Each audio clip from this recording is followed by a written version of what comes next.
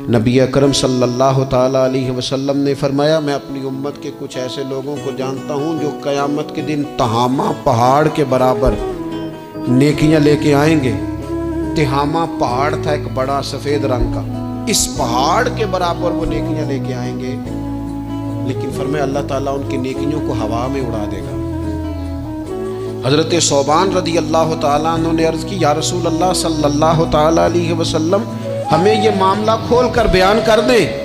حضور علیہ السلام فرمانے لگے وہ راتوں کو عبادت بھی کرتے ہیں، اللہ کی بارگاہ میں بھی حاضر ہوتے ہیں، لیکن فرمایا ان لوگوں کا مسئلہ یہ ہے، ان کا نقصان یہ ہے، گھاٹا اور خسارہ یہ ہے کہ جب وہ اکیلے ہوتے ہیں تو رب کی حرمتوں کو پامال کرتے ہیں، دین کی حدوں کو توڑتے ہیں، تنہائیوں میں رب کی نافرمانی کرتے ہیں۔ نتیجہ کیا نکلتا ہے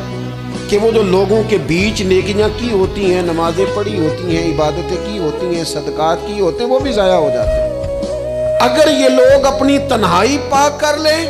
تو ان کی باقی ساری عبادتیں بھی محفوظ ہو جائیں گی۔ اپنی تنہائی پر توجہ دیں، اپنی بالخصوص نوجوانوں، میری آپ سے بڑی درد مندانہ اپیل ہے، اپنی تنہائی میں نا رب کی بارگاہ میں حاضر ہو، اچھے ارادے کرو، اچھی منصوبہ بندی کرو، لمبی دعائیں مانگو۔